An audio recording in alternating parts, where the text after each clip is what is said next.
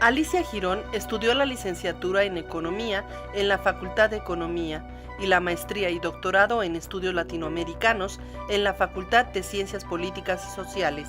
Es investigadora emérita del Instituto de Investigaciones Económicas de la UNAM, así como investigadora nacional emérita del Sistema Nacional de Investigadores del CONACYT. Fue integrante del Alto Panel de la ONU para el Empoderamiento Económico de las Mujeres y ha sido galardonada con el Premio Universidad Nacional en el área de investigación en Ciencias Económico-Administrativas y con el reconocimiento Sor Juana Inés de la Cruz, también de la UNAM. Fue directora del Instituto de Investigaciones Económicas durante 2 periodos, editora de Problemas de Desarrollo, Revista Latinoamericana de Economía, y presidenta de la International Association for Feminist Economics. Fundó tanto el Seminario de Economía Fiscal y Financiera de la UNAM como la revista electrónica Hola Financiera, y ha realizado estancias como investigadora invitada en Brasil, Japón, Estados Unidos, España y China. Hoy es coordinadora del Programa Universitario de Estudios sobre Asia y África de la UNAM. Pues aquí estamos, ya viste en el perfil biográfico, estamos aquí con una gran invitada, con Alicia Girón, una de las grandes economistas de la máxima casa de estudios de la UNAM de México. Un privilegio tenerte, estimadísima Alicia. Pues muchísimas gracias, John. Me encanta tu programa y es un gusto estar aquí con ustedes. Al contrario, querida Alicia, mira, luego nos ponemos muy políticos aquí, porque como es Diálogos por la Democracia, y yo sé que también manejas geopolítica, pero me da mucho gusto en particular, siendo economista, que nos visitas para explicar a nuestra audiencia qué está pasando en el mundo financiero, en los flujos internacionales del capital, el dinero, que es uno de tus grandes expertise, pero también sobre este tema de África, de Medio Oriente, que eres directora de este nuevo programa tan bonito. Pues platícame primero, la economía, ¿por qué? ¿Por qué estudiaste economía de jovencita? ¿Qué es lo que te atrajo a estudiar aquí mismo en la gloriosa Facultad de Economía, verdad? Así es, John. Mira, pues tengo que confesar, yo estudié en una escuela de madres benedictinas, el Colegio Guadalupe. Durante 12 años nos dieron el catecismo, desde kinder, primaria, secundaria y prepa. Pero en prepa las monjas eran muy liberales y leímos los documentos del Concilio Vaticano II, del Papa Juan XXIII. Y uno de sus principales objetivos era acabar con la pobreza. Entonces, cuando uno está en esas edades de la preparatoria, que quieres tener todo, mi papá me dijo, mira Alicia, estudia economía, y realmente estudié economía, entré a la escuela de economía en aquel entonces, todavía no era facultad, para hacer algo por la pobreza. Y resulta que me he dado cuenta a lo largo de hace 50 años que yo entré, pues que la pobreza no la terminas nada más porque tú quieres terminar con la pobreza.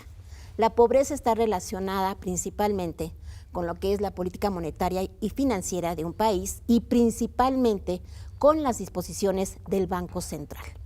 Y en este caso, en México, si hablamos de política monetaria y fiscal, tenemos que hacernos referencia principalmente al Banco de México, al igual que si hablamos de lo que pasa en Estados Unidos, en cuestiones financieras, tenemos que hablar de la Reserva Federal de los Estados Unidos o del Banco Europeo, de la Unión Europea, o del Banco de Japón, o el Banco de China, ¿verdad? El Banco Popular de China, de la República Popular de China, que son los que deciden cómo manejar el circulante, pero hay algo que es mucho más importante que desde el punto keynesiano yo también aprendí a lo largo de varios años, que es la creación de empleo.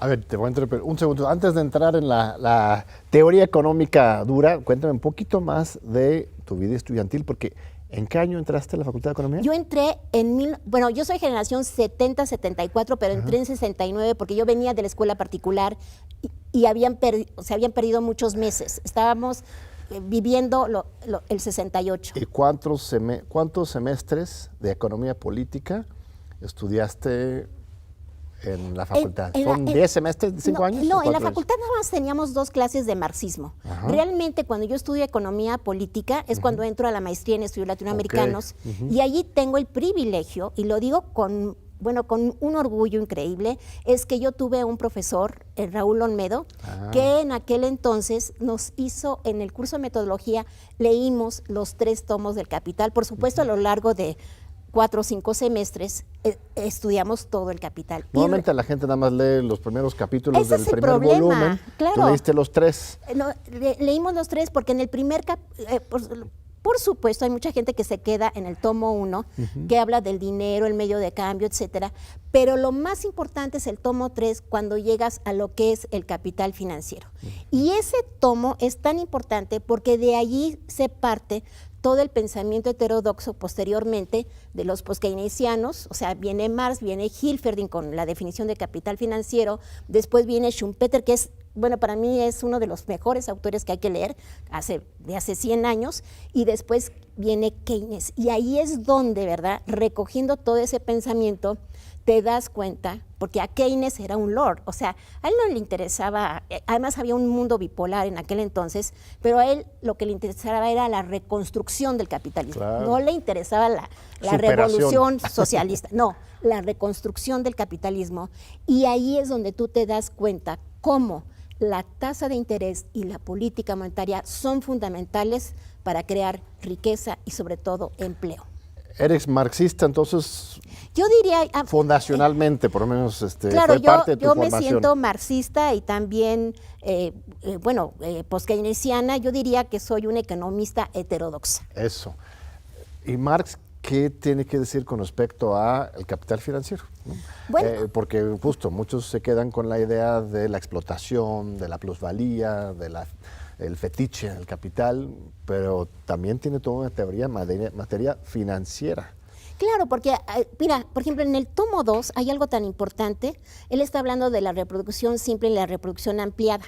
Y allí cuando tú ves lo que es el dinero, mercancía, capital, todo ese circuito, tú eso mismo que ves, ahí está la base de lo que es el proceso de internacionalización de la producción y de la circulación. Claro. Entonces, lo que estamos viviendo ahorita y que es antes de la pandemia, porque después hay una ruptura de los circuitos, pues es un proceso de internacionalización del capitalismo, pero principalmente a través de flujos financieros, de crear producción y vender esas mercancías para lograr una ganancia. ¿Qué tiene más poder hoy en el mundo, el capital financiero o el capital productivo?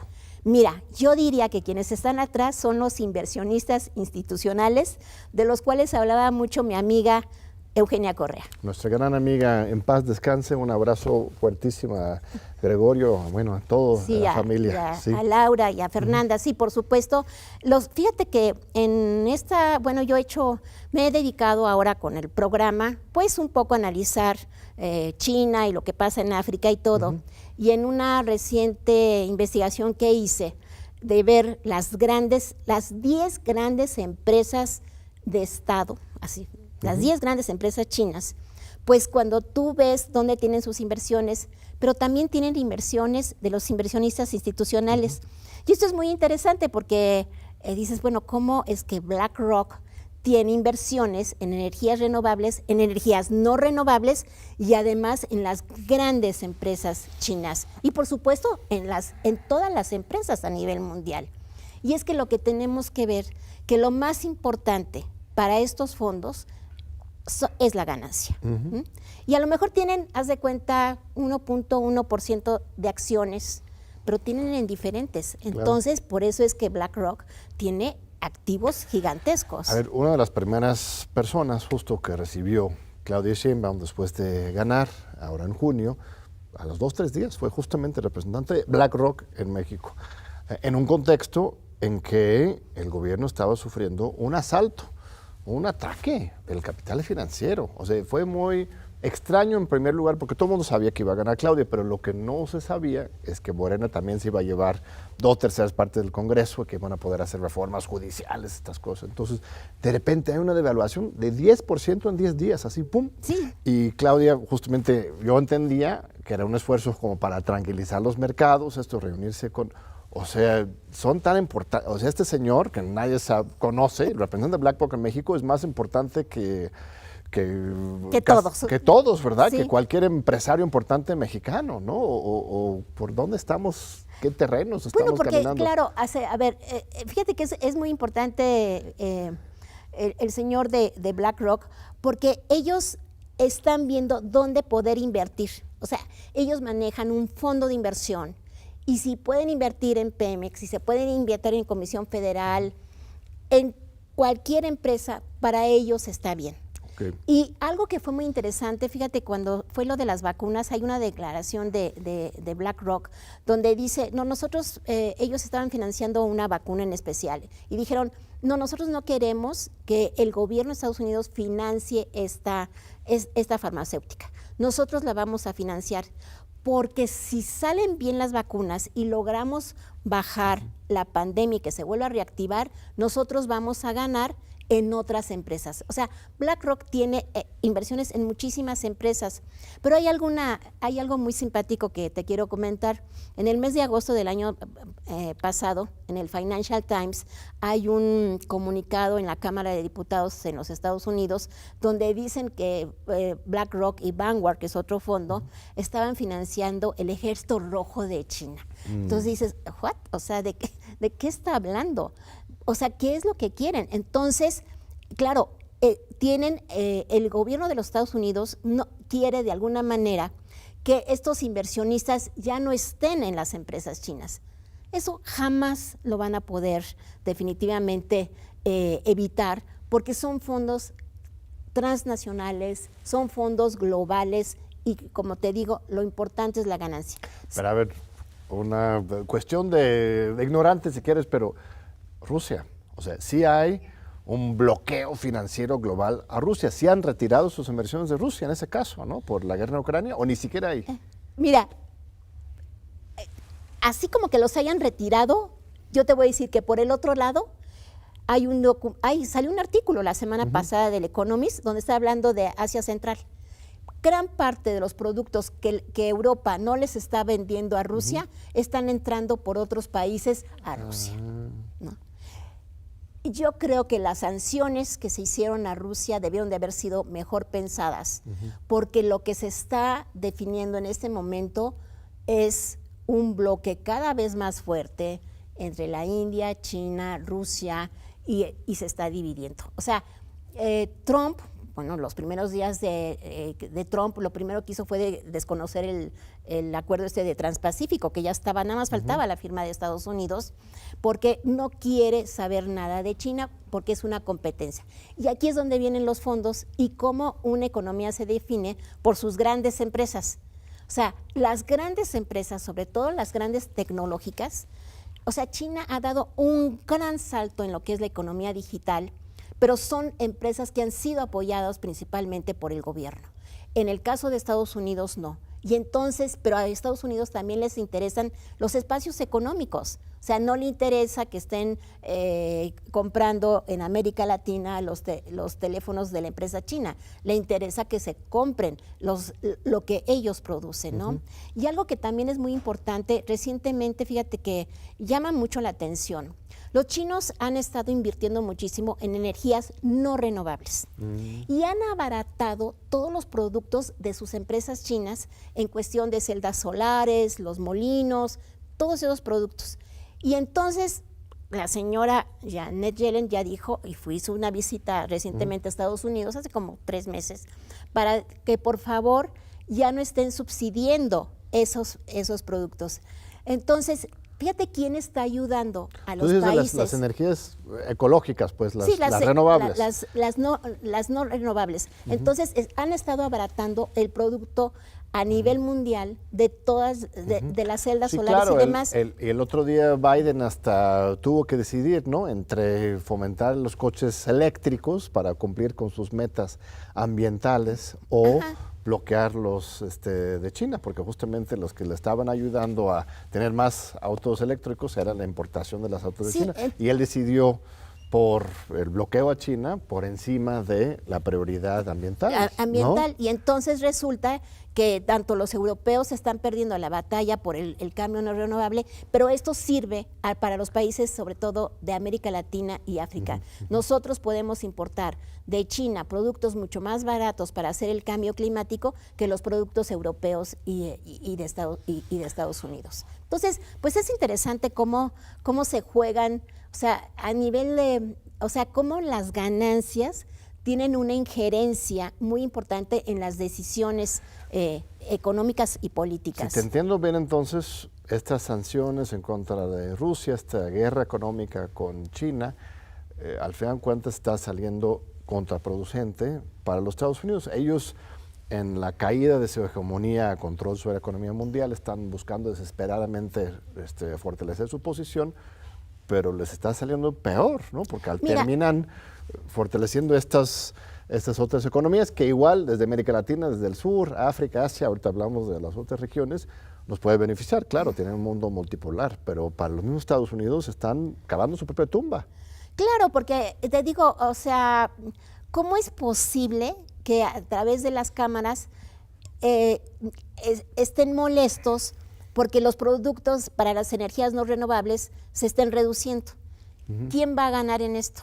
Pues vamos a ganar los países que no tenemos esa posibilidad de producir por todo, ahora sí que todo el periodo neoliberal que destruimos nuestras industrias y que no tenemos una industria, incluso no tenemos vacunas, etcétera, etcétera, nos van a ayudar a hacer el cambio de alguna manera, pues la transición hacia nuevas energías. Pero hay algo que también yo creo que sí es importante mencionarlo.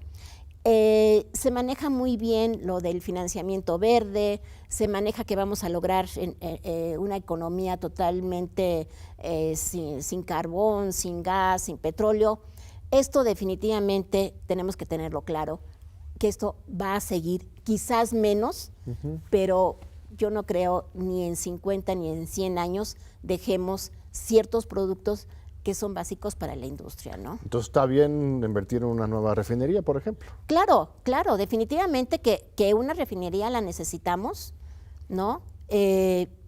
Seguramente esta refinería que se hizo en este tiempo con el actual presidente y que seguramente va a seguir rindiendo sus frutos, por supuesto que está bien. Claro, ya el petróleo ya no va a ser nuestro principal generador de divisas. Más bien, nuestro principal generador de divisas son las remesas. Las remesas, ¿no? Entonces, eso también habría que checarlo, porque estamos expulsando trabajo de México, porque a final de cuentas, si no se encuentra aquí trabajo, las personas tienen que emigrar y esto sirve para las familias que se quedan, ¿no? Muy bien, me están llamando a corte. Acabó rápido este primer bloque. Hay muchos temas que están abiertos, que tenemos que seguir conversando con la doctora Girón. No se vayan, investigadora emérita de la Universidad Nacional Autónoma de México, una de las grandes economistas de México. No se vayan, aquí estamos esperándoles Alicia y yo para continuar. Estamos de regreso con Alicia Girón. Muchas gracias. Gracias, Alicia. Estamos hablando de muchas cosas, capital financiero, geopolítica, vamos por partes. Regresando al tema del capital financiero, tenemos por un lado estos fondos de BlackRock, de Vanguard, que pueden tumbar gobiernos y que claro. ¿no? Tienes que estar bien con ellos a distancia. Pero luego hay otras empresas, no sé si están muy vinculadas o no, supongo que sí, que son las agencias calificadoras. Yo recuerdo al principio del sexenio del Observador, un fenómeno muy extraño, o contraintuitivo por lo menos. Andrés Manuel anunció que iba a invertir grandes cantidades de dinero nuevo en Pemex, para rescatar Pemex, la empresa pública, y la reacción de las empresas encuestadoras era reducir la calificación de Pemex. No sé si estaba de AA o AB, no sé cómo estaba el asunto, pero me parecía muy llamativo porque él está anunciando que va a fortalecer a una empresa, pero las calificadoras internacionales más bien lo vieron como una indicación de una política estatista, ¿no? Que iba a reducir inversiones y que esto iba a afectar a Pemex, pero era una contradicción, porque estaban castigando a una empresa que estaban O sea, ¿qué está pasando ahí? ¿Qué realmente quieren estas empresas? Mira, las empresas calificadoras te analizan los estados financieros de una empresa. Activo y por un lado pasivo y capital. Y entonces te analizan qué porcentaje de ROA tiene o qué porcentaje tiene de ROA. Es que eso quiere decir pasivo y capital en relación al activo o capital en relación al activo. Y así es como te analizan, y también te analizan las carteras vencidas. Esto es muy interesante porque a final de cuentas ellos efectivamente te pueden obligar a un problema de crisis económica muy fuerte, ¿no? Y dependemos de las calificadoras. Y las calificadoras, junto con los inversionistas institucionales, pues son los que están dominando las decisiones de carácter político. Entonces, ¿y juegan política ellos mismos o no? ¿O son realmente muy tecnocráticos? También tienen agenda, ¿no? Yo diría que son muy tecnocráticos porque efectivamente si tú revisas, bueno, Fitch está abierto, o sea, tú puedes, tú pones Fitch en el Google y te van a salir los estados. Por ejemplo, parte de la información para las empresas chinas también están en Fitch. Por ejemplo, ahorita que se están viendo todo lo de los coches electrónicos, ellos también dan su opinión. O sea, son empresas que están dando opinión de cualquiera, se meten hasta con los municipios.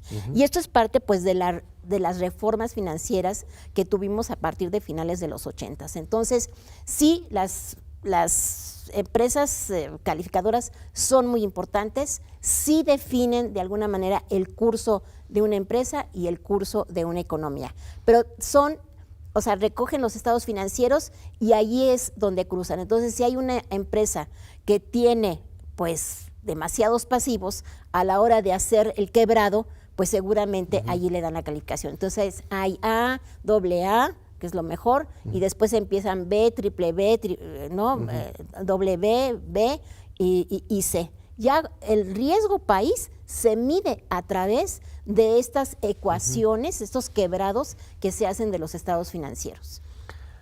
Ahora, los chinos tienen otra lógica, ¿no? No son tan agresivos en eso de estar calificando, de estar condicionando sus inversiones públicos y privados. Más bien es una lógica un poco más flexible, ¿no? Con los países en desarrollo, ¿o me equivoco? Mira, yo creo que China tiene un proyecto de largo plazo y es a partir no solamente de la revolución de Mao, sino a partir de las medidas de reformas económicas y financieras de Deng Xiaoping en los 80s. O sea, ellos se plantean un proyecto de largo plazo, hay un partido único, ¿no?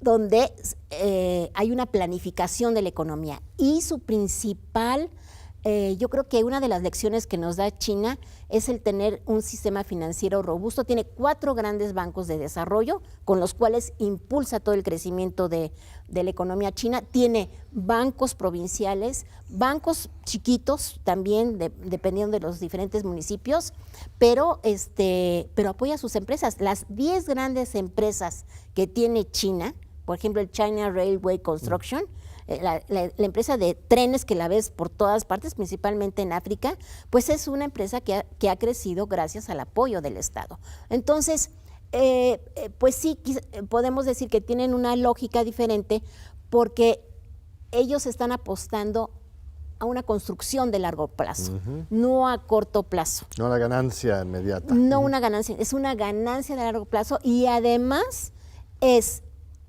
de alguna manera, entrar a nivel mundial donde están los recursos para una nueva economía. Pero entonces para un país que está buscando en nuevas inversiones, sí les da un poco más de oxígeno recibir fondos de China en comparación con BlackRock o el Banco de América o el FMI, ¿no?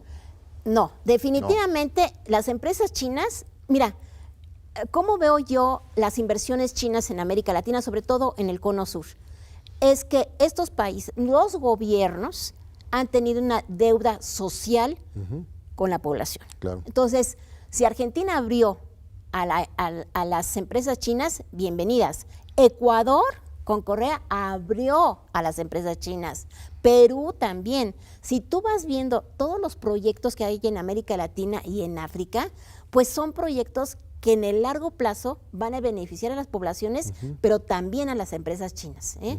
Sobre todo ahora en este cambio de economía digital, donde hay unos productos que los necesitas para poder hacer los cambios. El litio es uno de ellos. Y bueno, no se diga el cobalto, el aluminio, todos estos productos que son necesarios para el cambio de la economía digital y para el cambio de la construcción de la Just Transition, la transición justa, tú necesitas esos productos. Entonces, el proyecto de China es de largo plazo y ayuda definitivamente a los países latinoamericanos y a los países subsaharianos porque te da la posibilidad de por lo menos crear empleo. Es lo que digo, o sea, no es que sean damas de la caridad los chinos, obviamente ellos también benefician, pero una empresa que necesita inversiones, sí le puede convenir la opción china en contraste con esta lógica estadounidense financiero que te amarra las manos, inmediatamente igual te mandan mucho dinero, pero con muchas condiciones. Mira, no, todo lo que es antes de la llegada de China, bueno, y nosotros estamos pagando toda la relación con el Fondo Monetario Internacional. O sea, definitivamente hay la presidenta, bueno, quien dirige Lagarde, ¿no? Lagarde fue la anterior, Cristina Lagarde, ahora es la nueva? Georgina, bueno, ella cuando viene la pandemia dice, vamos a dar todo el dinero. Y hay una frase que dice, pero guarden los recibos. O sea, ¿qué quiere decir con eso? O sea, los préstamos no fueron de gratis. Ella dijo, a reactivar la economía y dio muchísimo dinero, pero había que guardar los recibos. Entonces, ¿qué es lo que pasa? Que el Fondo Monetario Internacional, pues sí te presta, pero para que tú después puedas seguir pagando los préstamos anteriores. Y ese, en mi opinión, es uno de los graves problemas que tiene México, que no sé cuándo los va a resolver. Pero en ese sentido, el presidente López Obrador entonces tuvo razón en no endeudarse en el contexto del COVID, porque había mucha presión y estaban justo repartiendo dinero diestra y siniestra en los Estados Unidos, una cantidad de inyección de flujo de capital. Y en México él decía que no, y lo criticaban mucho porque esto iba a generar daño a largo plazo a la economía. Pero ¿tú crees que haya sido buena decisión entonces no endeudarse tanto? Fíjate que es muy buena pregunta, John. Había que reactivar la economía, pero yo te voy a decir qué fue lo que sucedió. Por ejemplo, regresando a Estados Unidos, Trump dio muchísimo dinero. Llega Biden, ya no era necesario dar más dinero, mete 700 mil millones de dólares a la economía. ¿Y por qué crees que tenemos ahora la inflación? Claro. Tú das dinero, la gente lo consume, pero no había productos. Entonces te crea un problema de oferta y demanda y además estaban rotas las cadenas productivas. En el caso de México sí se dio dinero, pero más allá de dar la caridad a las personas, yo creo que lo que necesitamos mucho es la inversión pública y hay que entrarle, todo debe de canalizarse a través de inversión pública porque es lo que te va a disparar las inversiones privadas. Ahí es donde la ecuación post-keynesiana es muy importante. Y cuando tú dices inversión pública, ¿a qué te refieres? O sea, Mira, ¿trenes, refinerías, aeropuertos o qué otras cosas? Grandes aeropuertos, grandes vías de comunicación. La carretera de México hacia Estados Unidos, pues simplemente el tramo México-Querétaro, no podemos seguir así cuando hemos firmado un acuerdo de libre comercio desde hace 30 años. O sea, necesitas más carreteras, ferrocarriles, transporte público. Simplemente ve al centro y ve cómo están las banquetas.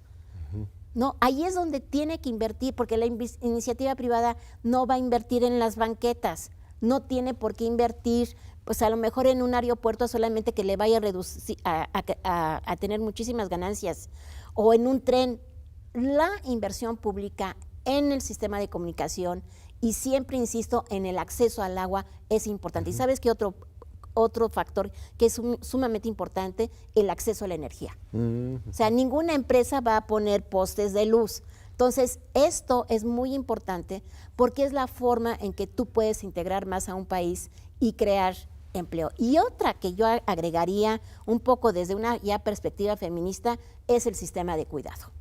Tú debes de tener un sistema de cuidado donde definitivamente las mujeres que decidan trabajar o que no simplemente no quieren ir a trabajar puedan tener a sus hijos en centros de círculos infantiles, pero no solamente para los niños, sino también para una generación que tiene la opción de trabajar y que no tiene por qué estar cuidando, ¿verdad?, a los papás, claro, a los abuelitos o a los tíos enfermos. Liberas para la productividad. Y liberas para la productividad, y eso está demostrado. O sea, cuando yo fui invitada al alto panel para el empoderamiento económico de las mujeres, que fue en 2015-2016, Christine Lagarde, la del Fondo Monetario Internacional, dijo, es que si se pagara el trabajo no remunerado para las mujeres, bueno, la economía crecería, dio cifras así de 3, 4, 5, 6%, y eso ayudaría a salir de la crisis. Entonces, por eso es que es muy importante la creación de empleo, y esto es principalmente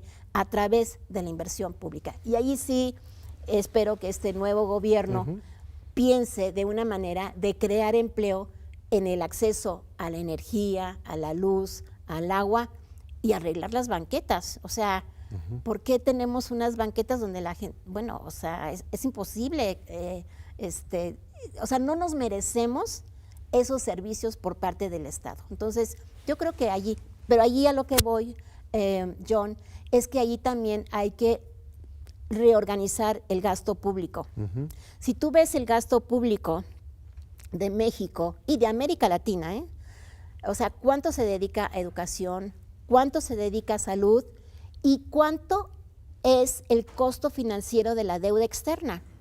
Es como el cuento de García Márquez, ¿no? De la abuela de Heréndida, ¿no? Que hasta que huyó de plano, ¿no? Se quitó de la abuela, de la abuela, porque era constantemente tenía que pagar una deuda, y eso no puede ser. Y ese es un gran problema que pocas personas lo ponen como una necesidad, bajar el costo financiero de este país y de América Latina y de los países africanos. ¿Y se puede declarar una moratoria, por ejemplo? ¿Sería muy peligroso eso, o los beneficios serían mayores a los costos? México declaró una moratoria en el 84. O sea, yo recuerdo en agosto del 84, que en Canal Nacional salió Silva Herzog y dijo, tenemos un problema de caja, un problema de liquidez. Y al día siguiente se reunió en un barquito en el río Potomac con el presidente de la Reserva Federal, del Banco Mundial, del BID, del Fondo Monetario Internacional, y allí nos dieron $4,000 millones para reorganizar nuestra deuda. Y tuvo México 3 renegociaciones durante los 80 de deuda externa. Hubo quitas al capital, disminución de tasas de interés, y eso pudo de alguna manera crear un país más o menos, bueno, solvente a partir de los 90. Pero también sometimiento a los dictados de estas mismas por supuesto, instituciones, ¿no? O sea, no te lo dan gratis. La privatización de todas las empresas, y desaparecer industrias y desaparecer empresas nacionales, ¿no? Pero después otro de los problemas que tenemos es esa construcción de que el déficit público es malo. A ver, cuéntame. Pues es que desde el punto de vista postkeynesiano, el déficit sirve precisamente, o sea, vamos por partes. El Banco Central es el único autorizado para crear el circulante. O sea, el Estado, o sea, el brazo derecho del Estado es el Banco Central. Es el que determina la política monetaria y es el que permite la creación de empleo a través, por supuesto, de un plan, ¿verdad?, de crear inversiones y de disparar el crecimiento. Entonces, allí efectivamente el problema en estas renegociaciones, que sí se bajó, pero se condicionaron, están todos los planes de estabilización firmados con el Fondo Monetario Internacional desde 76, desde la primera devaluación y 77, allí puedes ver cómo los condicionantes. Entonces, esos condicionantes han existido. Yo creo que aquí definitivamente México es un país que puede renegociar esas deudas y que nos dejen, oye, un alivio para disminuir ese costo financiero de la deuda externa, junto con América Latina. Ahora, ¿con qué países? Porque también, pues, América Latina, pues, no sé si Lula está interesado, con Argentina no podemos contar, Boric, quién sabe. O sea, la coyuntura que tuvimos en 82 fue muy interesante. Incluso se habló en algún momento del club de deudores, que era México, Brasil y Argentina. Algo pasa que no se hizo, era ya finales del sexenio de López Portillo, ¿verdad? Pero también había dictadura militar en ese momento en Argentina y en Brasil. Entonces, algo pasó allí. Y una cosa que nos ayudaría justamente en todo esto de poder invertir más en nuestra economía, en nuestra infraestructura y ir reduciendo el costo financiero de la deuda sería una reforma fiscal. Esto es algo impostergable, ¿verdad? O sea, tenemos décadas hablando de eso y gobiernos de derecha, de izquierda, de centro, no se logra. Ya ni siquiera se puede hablar. No la puedes reforma hablar. fiscal es una cosa impresionante. ¿Por qué nos hemos encerrado en esta caja en que no podemos ni discutir la posibilidad de una reforma fiscal? No, es algo que es impresionante, que es como un tabú. No puedes decir que va a haber una reforma fiscal porque pareciera que todos los capitales se van a ir. Y en un sistema como tenemos, que no tenemos un tipo de cambio fijo y ni siquiera tenemos candados para evitar la fuga de capitales, si mañana hay una declaración de que va a haber una reforma fiscal, en ese momento sale. ¿Sí crees? No. Bueno, se arma una no tremenda... ¿No es una mitología? O sea, ¿realmente tú crees? Sí, porque yo creo que aquí habría que hacer una tarea de decir cómo podría ser esa reforma fiscal y ir convenciendo poco a poco a los empresarios. Muy bien, te voy a interrumpir un segundito porque vamos a un segundo corte y continuamos con este fascinante diálogo con la doctora Alicia Girón. No se vayan. Estamos de regreso con la doctora Girón, Alicia Girón, gran economista. Gracias por estar con nosotros. Gracias, querida Alicia. Investigadora emérita, es un gran logro. Muchas felicidades por eso. Gracias. Fuiste directora del Instituto de Investigaciones Económicas durante 8 años y después, más recientemente, directora fundadora del Programa Universitario de Estudios sobre Asia y África. Es una zona enorme, o sea, básicamente te dijeron, bueno, encárgate de la mitad del mundo. ¿Qué tipo de actividades se desarrollan ahí en el PUEA? ¿Qué onda con África? No hemos ni tocado el tema de África, hemos hablado de China, pero de África no. Cuéntame un poco de las actividades del programa y luego vamos a hablar de ese otro continente. Bien, pues mira, el Programa Universitario de Estudios sobre Asia y África, el PUEA, es hiperactivo. Está constituido por un equipo muy pequeñito, pero son jóvenes, muy dinámicos, y el programa tiene un cuerpo directivo y un cuerpo asesor, y con ellos es con el que se han hecho gran parte de las actividades. Y la primera y más importante fue la creación del Diplomado en Estudios sobre Asia. Te voy a platicar muy rápido. El Diplomado de Estudios sobre Asia está en función de cómo está dividido por áreas o por regiones de acuerdo a Naciones Unidas. Entonces tienes el bloque de Asia del Este, que es China, Corea, Japón, el módulo del sudeste asiático, el módulo del sur de Asia, que es China, Bangladesh, Pakistán, el módulo de Medio Oriente. Y en esta ocasión, este año, que está cumpliendo 10 años, entró Asia Central. Muy interesante. Mira, todos los coordinadores son especialistas en su materia. Y en esta ocasión, el Diplomado de Estudios sobre Asia es la primera vez que es opción de titulación. De 120 horas pasamos a 240 horas.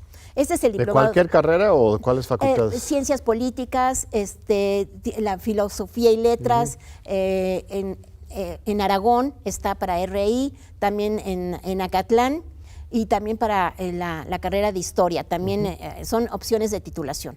El alumno tiene que pedir la opción de titulación.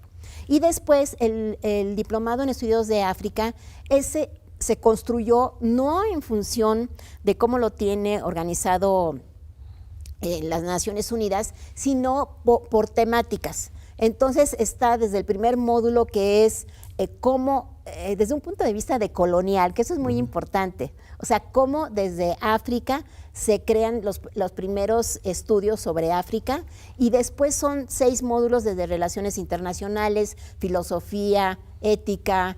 En todos, por ejemplo, algo que también hemos introducido es que en cada módulo tiene que haber una sesión sobre género. Entonces también ves género, y también ves, por ejemplo, con lo de vacunas, también los empezamos a ver en cada módulo. Entonces ese es el de Asia, pero además, por ejemplo, ahorita estamos organizando el 4º coloquio de estudios africanos. Tenemos una relación muy estrecha con UNAM Boston.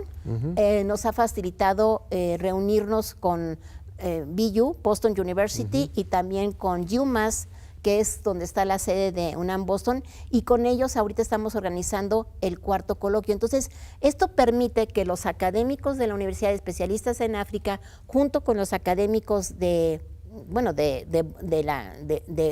Boston, de esa parte de Estados Unidos, tengamos una relación muy estrecha. ¿Y cuántos especialistas tenemos? Bueno, aproximadamente hay muchos expertos en África y Asia. Claro, tenemos muchos especialistas. Fíjate que esa es la riqueza, que cuando empezamos a ver eso, todo esto es en base a lluvia de ideas, no es porque un día se nos ocurrió, sino que te voy a confesar, un día fuimos y que queríamos más dinero, y ¿sabes qué nos dijeron? Que por qué no hacíamos tazas y las vendíamos. Eso fue lo peor que nos Entonces, entonces hacemos el diplomado de estudios sobre Asia, y después tenía que venir el de África una vez creado, porque primero fuimos Seminario Universidad de Estudios sobre Asia, y entonces después ya en 2017 viene el programa, ¿no? Entonces pues ahí ya entramos con África, pero además mira, va a salir un diplomado de literatura, de literatura de Asia y África, pero literatura escrita por mujeres. Mira, qué lindo. Y esto es resultado de que desde hace 4 años iniciamos un curso sobre literatura escrita de mujeres de Asia y África. Y de un día para otro viene la pandemia y ya estaba pagado el curso, entonces nos fuimos a la plataforma, y todas nuestras actividades son en plataforma. Entonces, esto nos ha ayudado muchísimo. Por ejemplo, en el curso de literatura escrita por mujeres de Japón, pues tuvimos a 2 literatas desde allá, parándose a las 3, 4 de la mañana para podernos dar el curso. La propia embajadora Melba Pría ha tomado el curso. Después, como es asincrónico, también ha habido gente de Ghana, de África, que se ha unido. Qué Entonces, lindo. esto pues nos ha dado una presencia enorme, ¿no? Entonces, tenemos esos cursos. Acabamos de terminar un curso sobre filosofías y religiones de Asia, muy interesante. Lindo. Tenemos, dimos un curso sobre literatura persa.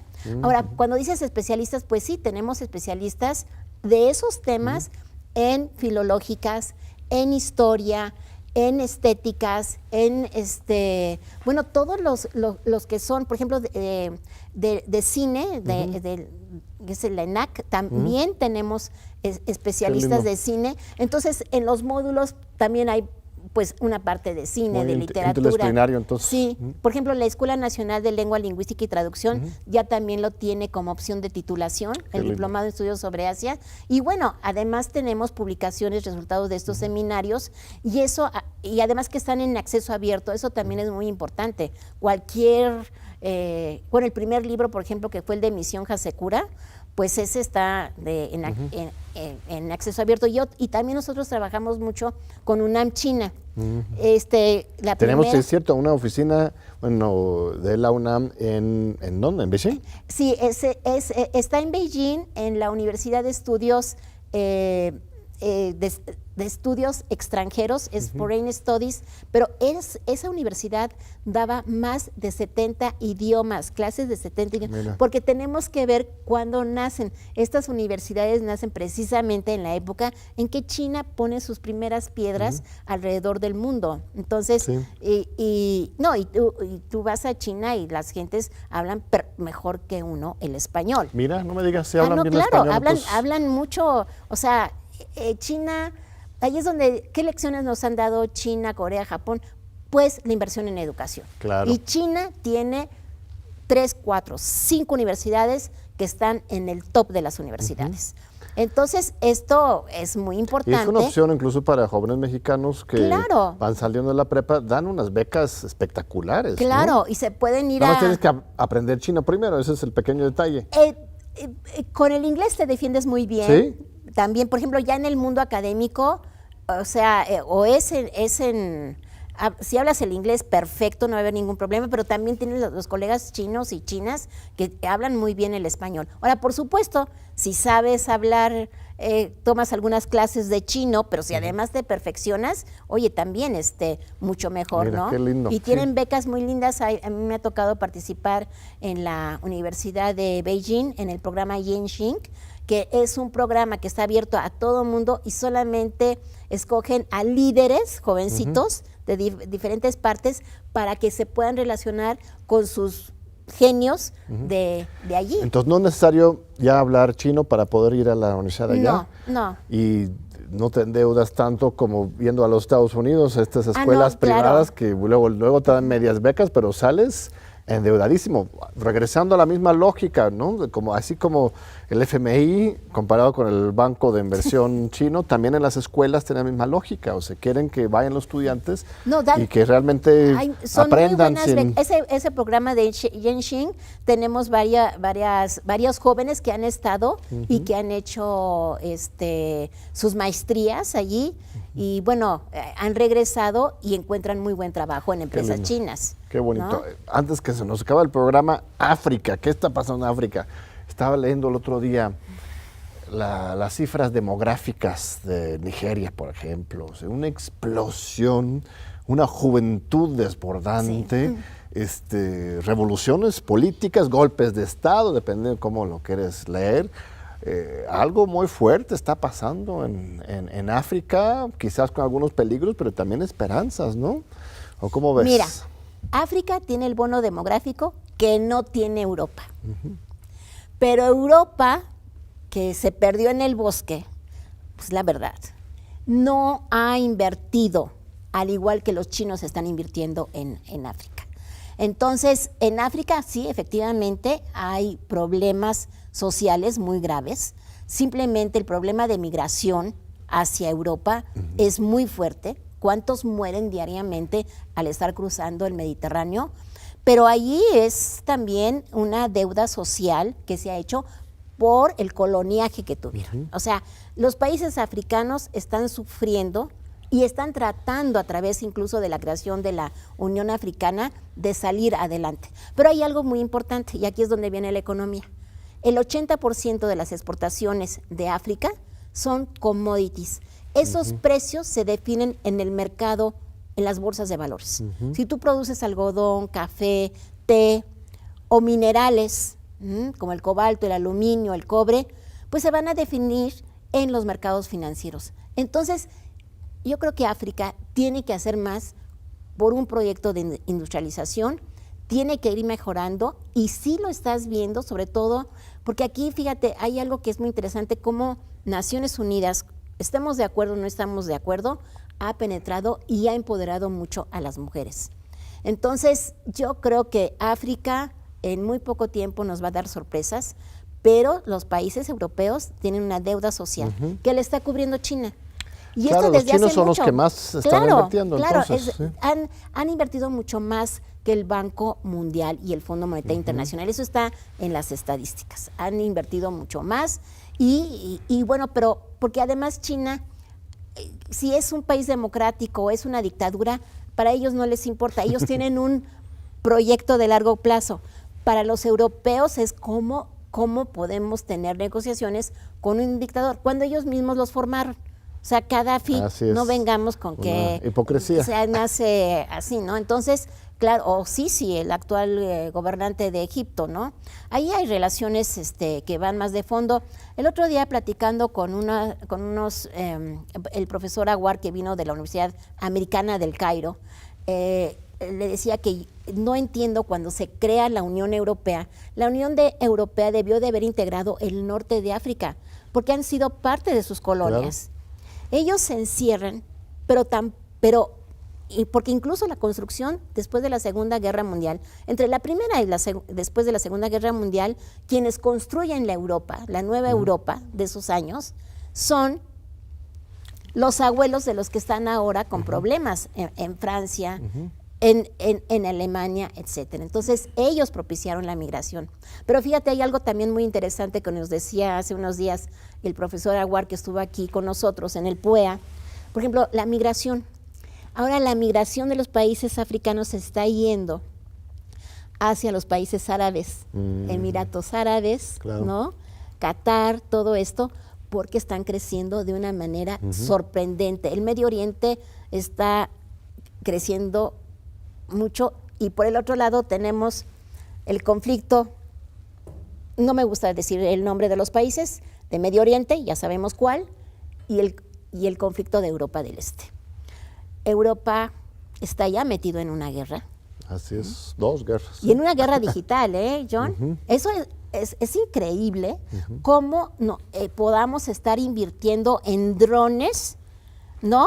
Ya hasta por el mar, que parece que hasta se pueden hacer, así los puedes hacer caseros, ¿no? Usando el satélite de Elon Musk. Así es. Para disparar a los rusos. O sea, es que ¿a qué ha llegado la humanidad? Y la única explicación es la crisis financiera y económica del 2007-2008, que entran con políticas de austeridad, toda la segunda década de este siglo, viene la pandemia y eso ha creado, yo creo que un problema muy difícil de manejar. ¿A qué vamos a llegar? No lo sé. Hay tensiones en el mar de China, las tensiones en Europa y las confrontaciones entre Estados Unidos y China. Alicia, pues vamos cerrando este programa con mucha sabiduría y con mucha preocupación sobre el futuro del mundo. Estamos en un momento crucial. Bueno, siempre la historia, cualquier momento es histórico, pero ahora en particular a nivel mundial lo que nos estás pintando es un momento en que podemos caer un lado u otro. Y desde México, desde América Latina, desde el sur, pues una gran responsabilidad, ¿no? Así es. Unas últimas palabras, tenemos un minutito para un mensaje de esperanza. ¿Cuál es nuestro papel de México, de las nuevas generaciones? Bueno, definitivamente yo espero que todos puedan acceder a la educación. Un privilegio que tenemos en este país y en esta universidad es el poder hacer un esfuerzo por trabajar mucho más en nuestros estudios y poder tener esa transformación social. Yo creo que la UNAM, al igual que otras universidades públicas, es una riqueza enorme para poder entrar y florecer. Y por el otro lado, por parte del Estado, pues es muy importante, como te dije, más inversión en educación, más inversión en energía, el acceso a la luz y inversión en agua. Muchas gracias, querida doctora Alicia Girón, un privilegio. Pues muchas gracias, John. Gracias. Gracias. Ahí estamos. Gracias a nuestro muy amable público. Nos vemos de nuevo en 8 días aquí en TV UNAM, en tus diálogos por la democracia.